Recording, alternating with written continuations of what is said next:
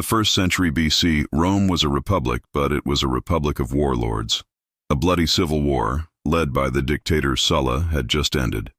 Sulla posted proscription lists, a public list of his enemies. If your name was on it, any man could hunt you down, kill you, and take your property. On that list was a young, arrogant 18-year-old nobleman named Gaius Julius Caesar. He was a man marked for death. He was forced to flee Rome, living as a fugitive, his life forfeit.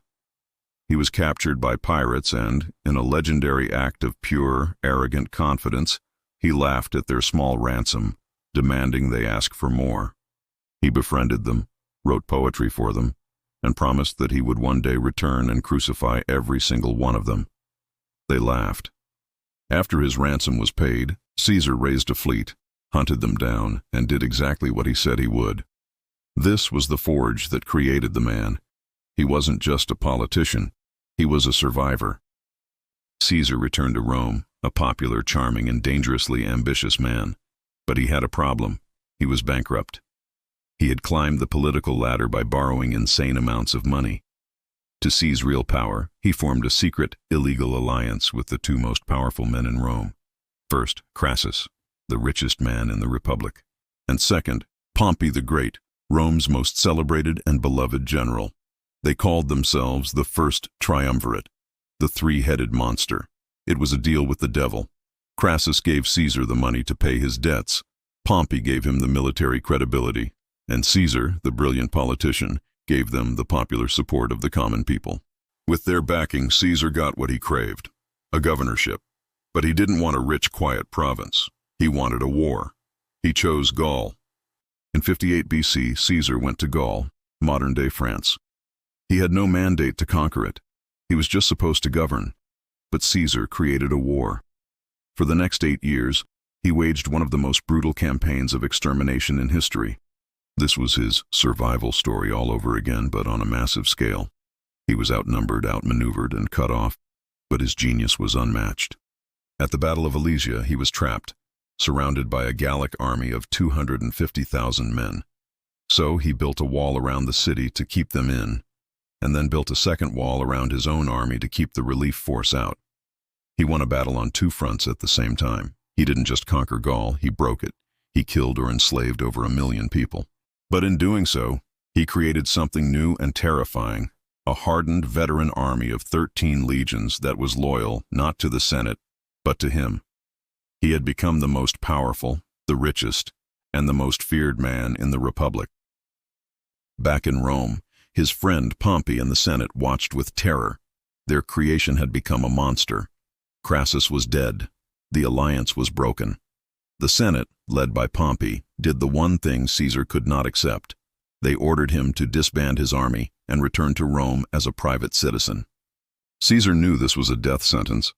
The moment he stepped into Rome without an army, his political enemies would arrest and execute him. He was trapped. On January 10th, 49 BC, he marched his 13th legion to the banks of a small river that marked the border of Italy, the Rubicon. To cross it with an army was an act of high treason, an open declaration of war against his own country. He famously hesitated, knowing this was the point of no return. Then he gave the order. The die is cast. He crossed the Rubicon and plunged the Roman world into a new, bloody civil war. Caesar's speed was terrifying. He swept down Italy, forcing Pompey and the Senate to flee to Greece. Caesar hunted him down, and at the Battle of Pharsalus, he faced an army twice his size. In a masterpiece of tactics and discipline, he crushed his rival. Pompey, the conqueror of the East, fled the field, a broken man, seeking refuge in the one place he thought was safe, Egypt. When Caesar followed, he was met not with his rival, but with a gift. The young Egyptian king, Ptolemy III, trying to win Caesar's favor, had Pompey assassinated and presented his severed, pickled head to Caesar in a box. Caesar, in a famous display, recoiled in horror. This was not victory. This was an abomination. Pompey was a Roman, his rival, his former son-in-law. This was the act of a barbarian, and Caesar, the master of propaganda, now had the moral pretext he needed to interfere in the kingdom of Egypt. He marched into the capital of Alexandria, and was immediately drawn into a new civil war between the boy king and his 21-year-old exiled sister, Cleopatra. Cleopatra, just as ambitious and ruthless as Caesar, knew she could not fight her way to him. So she made the most audacious gamble of her life. She had herself smuggled, hidden in a carpet or a linen sack, and delivered directly to Caesar's private chambers.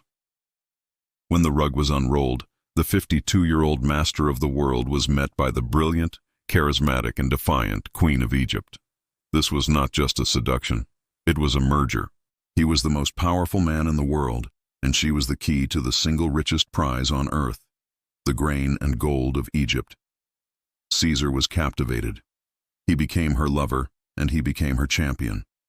He was besieged in the Alexandrian palace, and in a desperate close-quarters battle, his men accidentally set fire to the docks, the flames spreading and destroying the ancient, priceless library of Alexandria. But he won the war. He drowned her brother king in the Nile and placed Cleopatra on the throne. And then, he did something that would seal his doom. In a scandalous break from all Roman tradition, he, a married Roman, had a son with this foreign queen, Ptolemy Caesar, nicknamed Caesarion, or Little Caesar. This was Caesar's fatal flaw, his arrogance. He wasn't just a Roman general anymore. He was an Eastern king. He brought Cleopatra and their son back to Rome, flaunting her as his mistress. In an act of pure, godlike hubris, he erected a golden statue of her in the sacred temple of Venus Genetrix, the goddess he claimed as his own ancestor. To the Senate, this was the ultimate proof. He was no longer a Roman. He was a tyrant, a god-king, corrupted by a foreign sorceress. He had given them the reason to kill him. Caesar returned to Rome not as a savior, but as a master. He had defeated every enemy. The Senate, cowed and terrified, showered him with honors. They named him Father of the Fatherland. They made him Dictator Perpetuo, Dictator for life. This was the end of the Republic. A dictator was meant to be a temporary 6-month emergency role. A dictator for life was a king in all but name. And king was the most toxic, hated, and treasonous word in the Roman political vocabulary. Caesar was now a monarch. He put his own living face on the Roman coins, an honor reserved for gods and long-dead heroes. He controlled the treasury, the armies, and all elections. He sat in the Senate on a golden throne. The final straw came at the festival of Lupercalia. His loyal, reckless general, Mark Antony, ran into the forum and publicly tried to place a golden crown on Caesar's head. Caesar, seeing the crowd murmur in disapproval, refused it. Antony tried again. Caesar refused again. The crowd cheered his humility, but the senators watching were not fooled. This was a staged test, a piece of political theater to see if the people were ready. The test had failed, but the intent was clear. A conspiracy formed. It was not just old enemies, it was Caesarians, his own men, his own generals, men he had pardoned, promoted, and called his friends.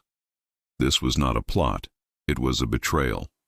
The leaders were Gaius Cassius Longinus, a brilliant but bitter man who had never been forgiven, and Marcus Junius Brutus. Brutus was the fatal, tragic member. He was a descendant of the man who had founded the Republic by expelling the last king. And he was a man Caesar loved, a man he treated as a son. On the Ides of March 44 BC, they lured him to a meeting of the Senate. Despite warnings from his wife Calpurnia, who had dreamed of his murder, Caesar went. The conspirators, calling themselves the Liberators, surrounded him. One senator, Tullius Cimber, grabbed Caesar's toga as a signal. The others drew daggers hidden in their scrolls. The first stab came from Casca. Caesar, a hardened soldier, fought back. He reportedly stabbed Casca in the arm with his stylus, his writing pen. He was a cornered animal fighting for his life. And then he saw him. Through the press of bodies, he saw Brutus, his son, his protege, walking towards him, his own knife bloody. Caesar, heartbroken, stopped fighting. He looked at the man he had loved and, according to legend, uttered his last tragic words. Not et tu, Brute, you too, Brutus, as Shakespeare wrote, but in Greek, kai su, teknon, you too, my child. He covered his face with his toga and accepted his fate. The conspirators swarmed him, stabbing him 23 times.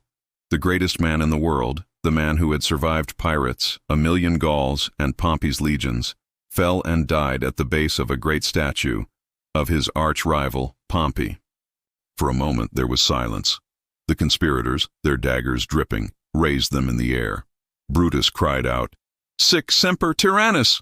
Thus always to tyrants!" He tried to give a speech, but the other senators, in a blind panic, were already fleeing the building, screaming. The liberators had made a fatal miscalculation. They had a plan to kill Caesar, but they had no plan for what to do next. They believed that by killing the man, they had saved the Republic. They were fools. They had not saved the Republic. They had murdered it. In the power vacuum, two men emerged.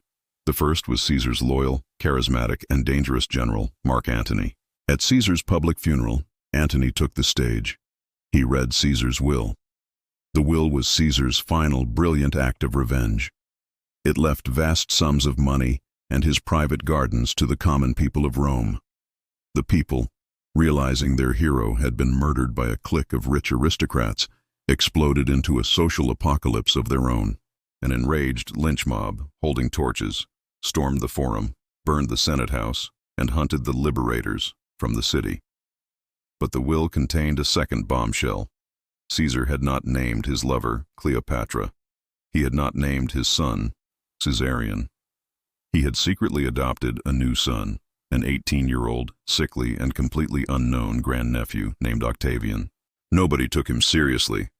Antony sneered at him. But this boy, this child, was a political genius. He had the two things that mattered: Caesar's money, and most importantly, Caesar's name. For the next 13 years, the Roman world was plunged into a new, final, apocalyptic civil war. Octavian, the boy genius, methodically hunted down and killed every single man who had murdered his father. He then turned on his last rival, Mark Antony, and his lover, Cleopatra. In the end, it was the cold, calculating Octavian who stood alone as the undisputed master of the Roman world. He learned from Caesar's mistake. He never called himself king or dictator. He took a new, harmless title, Augustus, or first citizen. The conspirators had killed Julius Caesar to stop a king. In doing so, they had unleashed the very chaos that allowed his adopted son to become the first and most powerful Roman emperor. Caesar's ghost, acting through his chosen heir, had won the final war.